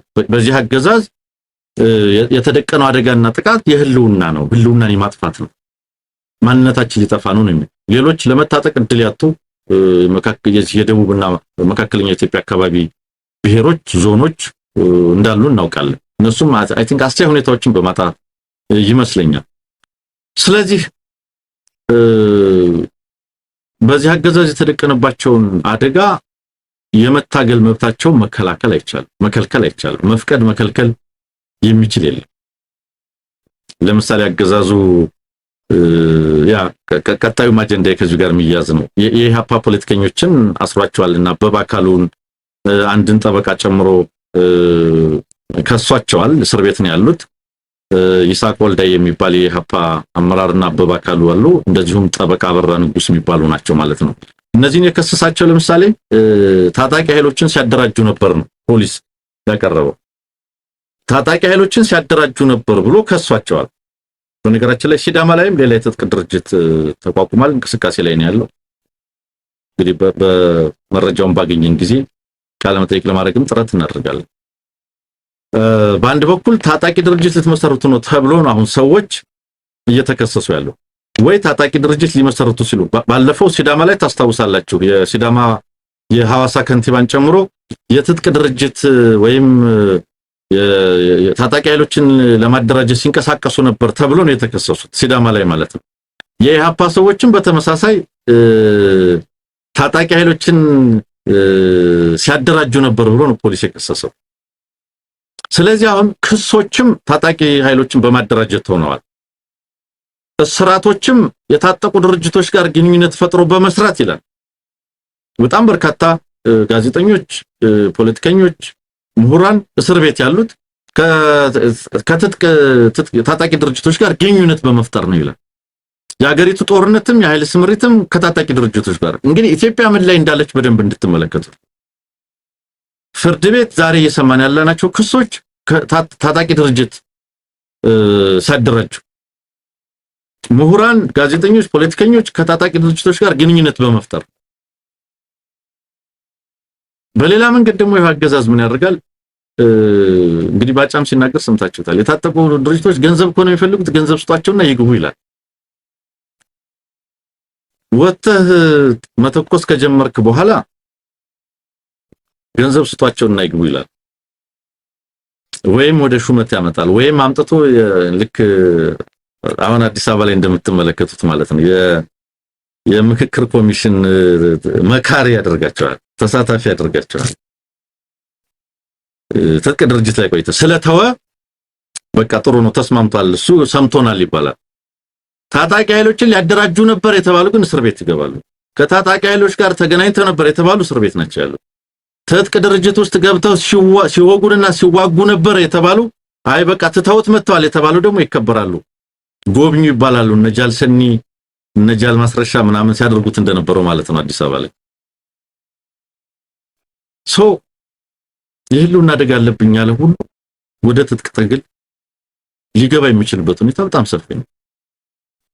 የበለጠ ደግሞ ሁኔታዎች እየተባባሱ ሲሄዱ የበለጠ አሁን ያለው ሁኔታ እየከፋ ሲሄድ ኢኮኖሚያዊና ፖለቲካዊ በደሎች የሰብአዊና ዲሞክራሲያዊ በደሎች ከዚህም በላይ እየከፉ ሲሄዱ አገዛዛዊ እርምጃዎች በከፋ ሁኔታ የዜጎች የስቃይ ምንጭ ሲሆኑ ይህንን አማራጭ የሚከተሉ ወጣቶች ይህንን አማራጭ የሚከተሉ ብሔሮች ቡድኖች በስፋት መፈጠራቸው አይቀርም፣ ማስቆም አይቻልም። ስለዚህ እንደዚህ አይነት ሁኔታዎች ከበዙ ምንድነው መደረግ ያለበት? እንደዚህ አይነት ሁኔታዎችን አገዛዙ እንደውም የበለጠ እንዲሰፉ እንዲባዙ ነው እየሰራ ያለው። አሁን ጥምረት የፈጠሩ ነው የሚባሉ 7 የታጠቁ ድርጅቶች ብቻ ሳይሆን አገዛዙ ራሱ የትግራይ ፒስ ፎርስ ብሎ ገንዘብ ፋይናንስ ያደርጋል፣ የራያ ዘብ ምናምን ብሎ ያደራጃል፣ ኦነግ ሸኔ ይልና ያደራጃል፣ ሌላም እንደዚህ ያደረገ ያደራጃል። ባለፈው እንዳልነው ነው እንግዲህ የሱዳንን ሞዴል የተከተለ ነው ያገዛዝ ይያለን። ሱዳን በሁለቱ ጀነራሎች ረድፍ 150 የታጠቁ ድርጅቶች ቡድኖች አሉ። 150 ታጣቂ ድርጅቶች አሉ። በጎሳ በምን በነገራችን ላይ እነዚህ ቡድኖች በሰላም ሂደት በመንግስት ምስረታ ሂደት በሌላም ሂደት በቀጣይ ራሱ ጥቅማችን አልተከበረም፣ ዋጋ ከፍለናል፣ የሚገባንን ቦታ አላገኘንም ብለው ካሰቡ ወደ ቆዩበት ወደ ነበሩበት የትጥቅ ትግል ይቀጥላሉ ማለት ነው። ወደ ሰላም ሂደት መጡ ብለህ ስታበቃ አንድ ጉዳይ ይጎድላል፣ ቅራኔው እንደገና ይቀሰቀሳል፣ ወደ ትጥቅ ትግል ይገባሉ። ይህንን ወደ 40 ዓመት ሆኖናል ብሏል መቸለታ ካለመጠየቅ ስናደርግበት 40 ዓመት ማለት በደርግ ጊዜ የሚዋጉ ነበር። በኢህአዴግ ጊዜ ተመልሰው አዩት አልተሳካም፣ ተመልሰው ገቡ። ከዛ በኢህአዴግ ጊዜ መሃል ላይ ተመልሰው ነበር፣ አልሆነም፣ ተመልሰው ጫካ ገቡ። ለውጥ መጣ ተባለ፣ ተመልሰው መጡ። ከመንጋ አዩት ቀረብ ብለው አይሆንም፣ ተመልሰው አሁን እየታገሉ ነው የሚገኝ። አንድ ጊዜ ኮዝ ይዞ መሳሪያ አንስቶ እየታገለ ያለ ድርጅት ያንን ኮዝ እንዲተው የሚያደርገውን የፖለቲካ ፕሮሰስ የፖለቲካ መድረክ ምህዳር መፍጠር የማይቻል ከሆነ ያንን የትጥቅ ባህሪውን ያንን ቢተኝነቱን ማስቆም አይቻልም። ሱዳን ይህንን 150 የታጠቀ ቡድን ቁጥሩ ይብዛም ይነስም ወደ ሰላማዊ የፖለቲካ ኃይልነት ወይም ዲስማንትልድ ሆኖ እንደ ዜጋ እንዲኖር ለማድረግ እጅግ በጣም ከፍተኛ ፖለቲካ ዋጋ የሚያስከፍል ከዚህ ውስጥ ምን ያህሉ ነው በሰላም ሊቀጥል የሚችለው የሚታወቅ አይደለም። ምክንያቱም አርኤስኤፍ ራሱ የጃንጃዊድ ክፋይ እንደሆነ ታውቃለች። ስለዚህ ኢትዮጵያ ውስጥ እየተፈጠሩ ያሉ እነዚህን የመሰሉ ታጣቂ ድርጅቶች አገዛዙ ራሱ ፕሮሞት እያደረጋቸው ያስታጠቃቸው ያሉ ያገዛዙ ፕሮክሲ የሆኑ የትጥቅ ድርጅቶች ለምሳሌ ቲፒኤፍ ከዚህ በኋላ ምንድነው የሚለው ቀጥሎ ለምሳሌ ጥቅም ያልተከበረም ብሎ ካሰበ ወደ ሰላማዊ ፖለቲካ ኃይልነት እንዴት ነው የሚቀየረው? መቼ ነው የሚቀየረው? ከዚያ ውስጥ አንጃ ሊወጣ ይችላል። ልክ ከጃንጃዊድ የነዳጋሎ አንጃ ፋክሽን ነው የወጣው። በነገራችን ላይ ጃንጃዊድ በአልበሽር ተቋቋመ። ዳርፉር ላይ በጣም በርካታ ወንጀሎች ሰራ፣ ዓለም አወገዘው። ከዛ በኋላ ጃንጃዊድ እዛው ባለበት ሁኔታ ላይ ከሁለት ነው የተከፈለው። ግማሹ ፋክሽን ተመልሶ ያደራጀውን የአልበሽር መንግስት መዋጋት ጀመረ። ግማሹ ፋክሽን ደግሞ በዳጋሎ እየተመራ ራፒድ ሰፖርት ፎርስስ ተብሎ ሌላ ስም ቀይሮ የሀገሪቱ አንድ ወታደራዊ ዊንግ ሆኖ ቀጠለ። ፓራላል ወታደራዊ ዊንግ ስለሆነ ከሀገሪቱ ብሔራዊ ጦር ጋር ይሄው ዛሬ ያለበት ደረጃ ደርሶ እየተዋጋ ነው ያለው። አብይ አህመድ ዛሬ የገዳ ኮማንዶ ጋቸና ሲርና ምናምን ትግራይ ፒስ ፎርስ እንደዚህ ያሉ እያደራጁ ነው ያለው። ኦሬዲ በብሶትና በጥቃት እየተደራጁ ያሉ ታጠቁ ድርጅቶችም የትየለሌ ናቸው። ስለዚህ ኢትዮጵያ እነዚህን የመሰሉ የታጠቁ ድርጅቶችን እነዚህን የመሰሉ ኃይሎችን አኮሞዴት ሊያደርግ ስለሚችል ፖለቲካ እነዚህ ኃይሎች እርስ በርስ ወደ ተካረረ የፖለቲካ ቅራኔ ውስጥ እንዳይገቡ ሊያደርግ የሚችል መድረክ ከወዲሁ ሊታሰብ ሊመከር የሚገባ ነው።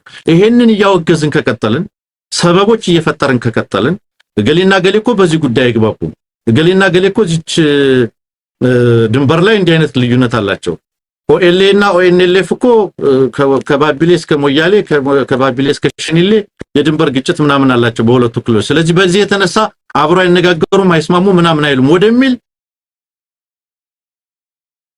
አጥር መስረታው እስከተገባ አገር የማፍረስ ሂደት እንደሆነ ነው ለኔ የሚገባ ስለዚህ እየተመሰረቱ ያሉ ከዚህ በኋላም እንደሚመሰረቱ አምናለሁ በጣም በርካታዎች ይመጣሉ ብዬ ነው ማምነው ምክንያቱም አጠቃላይ አገራዊ ዝንባሌው አገራዊ ኦሪየንቴሽኑ እሱ ሆኗል የፖለቲካ መድረኩ ተዘግቷል ሐሳብን የመግለጽ መድረኩ ተዘግቷል እንኳንስ የቡድን ጥያቄ ሆኖ በሌላ መንገድ ቢሆን ሰላማዊ የፓርቲ ፖለቲካ ማካሄድም እጅግ ፈታኝ የሆነበት ወቅት ነው ያለው ይሄው ነይሃፓ በዚህ ሰበብ እየታሰሩ ነው ያለው እናት ፓርቲ ሌሎችም በጣም ማይልድ የሆነ ፖለቲካ የሚያራምዱ አካላት ማለት ነው እነዚህ አካላት እኮ ሰላማዊ ሰልፍ ደጋፊያቸውን መጥራት አይችሉም ለምርጫ ቅስቀሳ መጥራት አይችሉም ለሌላም መጥራት አይችሉም ቴክኖሎጂ አግዟቸው መግለጫ አጽፈው በማህበራዊ ሚዲያ ይለጥፋሉ እንጂ መግለጫ ልንሰጥ ነው እስኪ እንትን ሆቴል እንሄድ ቢባል ያ ሆቴል ይዘጋል ያባረራቸዋል እንዲህ ያለ ክስተት ነው ኢትዮጵያ ውስጥ ያለውና እኔ ይሄ ዝንባሌ ይሄ አቅጣጫ በጣም አርቆ የሚያስብ እነዚህ ሁሉ አካላት ሊያካትት ሊያዳምጥ የሚችል የፖለቲካ ሂደት ከወዲሁ በመርህ ላይ ተመስርቶ ሊታሰብ ይገባል ነው አጥር በማበጀት እንዴት እንደማንነጋገር እንዴትም ልንነጋገር እንደማይገባ ምክንያት ሰበብ እንደርድር ከተባለ በጣም በርካታ ሰበብ በእያንዳንዱ ቡድን መካከል አለ ምክንያት የቅራኔ ምክንያት እናስቀምጥ ከተባለ ኡጉጉሞና ኦኤንኤልኤፍ አብሮ አይቀመጡ በቃ ዛ ድንበር ላይ ሁለቱ ክልሎች ድንበር ላይ ተዋግተናል ደም ፈስቷል በዚህ ወጥቷል ይሄ ቀበሌ ነው ያ ቀበሌ እናንተ ነው ባለፉት 10 ምናምን አመታት እዚህ አካባቢ ብዙ ነገር ሆኗል ይሄ ሰበብ ከተደረገ ሊነጋገሩ አይችሉም ነገር ግን ይሄንን የሚሻገር ምክንያቱም ህልውና ከዚች ቀበሌ ከዚች ድንበር በላይ ነው ይሄንን ሊሻገር የሚችል ኢትዮጵያንም ታሳቢ ያደረገ አገርን ማትረፍ ምክንያቱም ከሀገር መፍረስ የሚያተርፍ አንድም ቡድን በዚህ ሀገር በዚህ ቀጠና ላይ አለ ብዬ አላስብም እንኳንስ ኢትዮጵያውያን የቀጠናው ሀገራትም ማያተርፉም ሌሎች ሀገራትም ማያተርፉም ከኢትዮጵያውያን መበታተን ስለዚህ አርበኛውም እንዳለው የህልውና ትግላችን ኢትዮጵያን ከመፍረስ መታደግ ነው የሚለው ይሄንን ሁሉ ታሳቢ ያደረገ እንደሆነ መረዳት እንችላለን ለማለት ፈልጌ ነው ከዚሁ ጋር እንግዲህ በተለይ ክሱ የሀፓ ፖለቲከኞች ክስ እና በአካሉ ይሳቅ ወልዳይና ጠበቃ አበራ ክስ ላይ ታጣቂ ድርጅቶችን ለመመስረት ሲንቀሳቀሱ ነበር ሊያደራጁ ነበር ብቻ ሳይሆን ከጽምዶ ኃይሎች ጋር ነው የሚለው እንግዲህ ከጥምረት አሁን ጥምረት ተብሏል መሰለኝ ከነሱ ጋር አይ ቲንክ ጽምዶ የሚባለው በዚህ በፖርቱ ሱዳን ኬንያ ምናምን እየተደረገ ያለው ይመስለኛል በትግራይና በኤርትራ መካከል የተጀመረ ኋላ ላይ ሱዳንም ኬንያም እየተደረገ የምንሰማው ይመስለኛል ይሄኛው እንግዲህ ትብብር ሲባል ነው የሰማነው አይ ቲንክ ሁሉንም ማካተት ቋንቋም ይሄ ነው ጽምዶ የሚለውን ቃል አልወደውም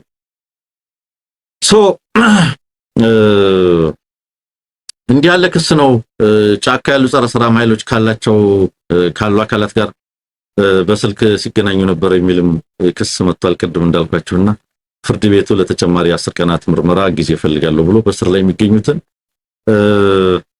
ቀጠሮ መስጠቱን የተመለከተ መረጃ ነው ስንመለከት የነበረው ለማለት ነው ሌላኛው ተመልካቾች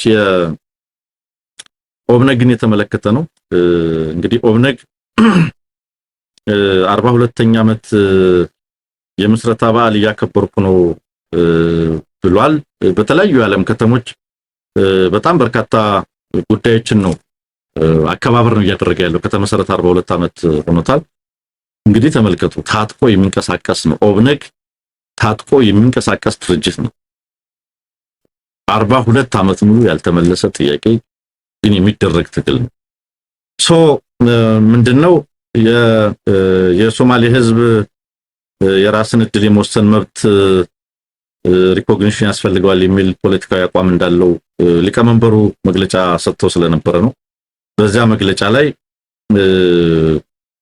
በግልጽ የተቀመጠ ጥያቄ አለ። ጥያቄያችን ብሔራዊ ጥያቄ እንጂ አስተዳደራዊ አይደለም፣ አስተዳደራዊ ጥያቄ አይደለም፣ አድሚኒስትሬቲቭ ሳይሆን ናሽናል ኩዌስችን ነው በሚል አስቀምጠውታል። ይሄም ደግሞ ሰልፍ ዲተርሚኔሽን ሪኮግኒሽን የሚያገኝበት የሶማሌ ህዝብ የሰልፍ ሪኮግኒሽን ሰልፍ ዲተርሚኔሽን ሊወሰን የሚገባበት ነው የሚል ፖለቲካዊ አቋም ነው የተገለጸው በዛ መግለጫ ላይ በሊቀመንበሩ መግለጫ ላይ ማለት ነው። ከዚሁ ጋር ተያይዞ በተለይ በአምባገነናዊ አገዛዝ ሊቆም ይገባል፣ የስልጣን ማዕከላዊነትና አምባገነናዊ አገዛዝ ሊቆም ይገባል፣ በኢትዮጵያ ህዝቦች መካከል እኩልነት ሊሰፍን ይገባል፣ በተጽዕኖ ሳይሆን በዶሚኔሽን ሳይሆን በመግባባት በስምምነት ላይ የተመሰረተ መንግስት ሊመሰረት ይገባል የሚል ሐሳብ ነው ኦብነግ የገለጸው። ከዚሁ ጋር ተያይዞ በተለይ የሶማሌ ህዝብ መሬትና የተፈጥሮ ሀብት ጥበቃ ከብዝበዛና ጣልቃ ገብነት ነፃ መሆን አለበት የሚል ሐሳብ አቅርቧል።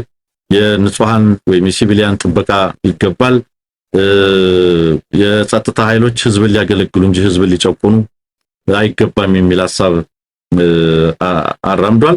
ከዚሁ ጋር እንግዲህ በተለይ ያቀረበው ሐሳብ በተለይ የህዝብን ኮንሰንት ዶሚኔሽን ሳይሆን ኮንሰንት ያስፈልጋል በሚለው ላይ የሶማሌ የኦጋዴን ህዝብ እንግዲህ ኦጋዴን ስለሆነ ኮንሰንቱ ስምምነቱ ወይ ሪፈረንደም ሳያደርግ ወይ ሳይመክርበት ወይ ይህን የመሰለ ነገር ሳያደርግ በኃይል ወደ ኢትዮጵያ እንዲጠቃለል ተደርጓል የሚል በዚህ ንግግር ላይ ሊቀመንበሩ አካቷል። ያም ሆኖ ግን አዲስ አሰላለፍ የሚመስል ነገር ፖለቲካል ኢንጌጅመንት የፖለቲካ ተሳትፎ ከሌሎች የኢትዮጵያ ኃይሎች ጋር ማድረግ አለብኝ እናደርጋለን የሚለውን ኦብነግ አቅርቧል። ሙሉ በሙሉ ነው የሚለው ጄኒውን ለሆነ የፖለቲካ ለውጥ በኢትዮጵያ ትክክለኛ የሆነ ሐቀኛ የሆነ የፖለቲካ ለውጥ እንዲመጣ ከሚሰሩ ሁሉም ኃይሎች ጋር እንሳተፋለን፣ እንሰራለን። ትብብርን በተመለከተም በተለይ ጭቆና እንዲያበቃ እኩልነት እንዲሰፍን አካታች ውይይትና ዘላቂ ሰላም እንዲኖር ከሚሰሩ ሁሉም ኃይሎች ጋር ጥምረትና ትብብር እንፈጥራለን ብለዋል። ለሶማሌ ህዝብም በተለይ የውስጥ አንድነት እንደሚገባ ለሁሉም የሶማሌ ህዝብ ያስተላለፈው መልእክት እንዳለ ተመልክቻለሁኝ። ከዚሁ ጋር ምናልባት ሌላኛው የኤርትራ ኤምባሲ በአሜሪካ ዋሽንግተን ያለው የኤርትራ ኤምባሲ ማለት ነው። እነሱም አንድ ረዘም ያለ 3 ገጽ ያለው መግለጫ አውጥተዋል። የኤርትራ ሉዓላዊነትና ግዛታዊ አንድነት ሊከበር ይገባል፣ የኤርትራን ግዛት በተመለከተ በተለይ በኢትዮጵያ በኩል የሚቀርበው የባህር በር ባለቤትነት ጥያቄ ሉዓላዊነትን የሚጥስ ሊሆን አይገባም። ሉዓላዊነትን ሳይጥስ የባህር በር ተጠቃሚ መሆን ይቻላል። ያ ካልሆነ ግን ወደ ባለቤትነት የሚሄድ ጥያቄ ግን የሀገር ሉዓላዊነት ዓለም አቀፍ ስምምነትን የሚጥስ ነው በሚል ዘለግ ያለ መግለጫ ይዘው ወጥተዋል። እንግዲህ ምናልባት እናንተም ካገኛችሁ ብዙ ዝርዝር ነገሮችን ልትመለከቱ ትችላላችሁ። በመከባበር ላይ የተመሰረተ ቀጠናዊ ሰላምና አንድነት ያስፈልገናል፣ ዓለም ዕውቅና የሰጠው የሀገራት ድንበር ሊከበር ይገባል በሚል የወጣ መግለጫ ነው። እንግዲህ ዝርዝር ነገሮችን ልትመለከቷቸው ትችላላችሁ ብዬ አስባለሁ። ተመልካቾች እንግዲህ ለዛሬ የነበረኝ አጭር ቆይታ ይሄን ነው የሚመስለው። እንግዲህ እንደተለመደው ትናንትና በጣም አኩርታችሁናል ሁላችሁም ተመልካቾቻችን። ስትችሉ ያልቻላችሁ ድጋፍ ልታደርጉ የምትችሉባቸው አማራጮች አሉ። የጎፈንድሚ አማራጭም አለን። የሌሎችም በተለይ amarasat.org የሚለው ዌብሳይታችን ላይ ብትገቡ ብዙ አማራጮች አሉ። የዜልም ሁልጊዜ የምንለው ነው። እዚህ ጋር ለፍት የምትመለከቱት የዜል ቁጥራችንም አለ። ሌሎችም አማራጮች አሉ። ትናንት መደገፍ እንፈልግ ነበር ስላልተመቸን ስላልቻለን አልነበርንም ያላችሁ በሱ ልታገዙ ይችላላችሁ። እጅግ በጣም በርካታ ሰው ትናንትና አማራሳት ቴሌቪዥንን ሳተላይታችን እንዲቀጥል ለማድረግ በጣም የሚያኮራ ተሳትፎ አድርጓል። በጣም ኮርተናል። ለሚቀጥሉት ወራቶች ያለ ስጋት የሳተላይት ክፍያ ተሸፍኗል። ስራችንን ተግተን እንድንሰራ ኃላፊነት እንድንወጣ የሚያደርግ ትልቅ ቁም ነገር ነው። ትልቅ ኃላፊነት እንድትሰጠንና ስላደረጋችሁት ሁሉ እጅግ በጣም እናመሰግናለን። እንግዲህ በዚህ ሳምንትም እኔም ትንግርቱም በጣም በርካታ ርዕሰ ጉዳዮችን ይዘን እየመጣን ጠንከር ያለ ውይይቶች፣ ጠንከር ያሉ ሐሳቦች ይዘን ለመምጣት ጥረት እናደርጋለን። ሁልጊዜም ከኛ ጋር ስለሆናችሁ ሁላችሁንም እጅግ በጣም እናመሰግናለን። ጤና ይስጥልኝ።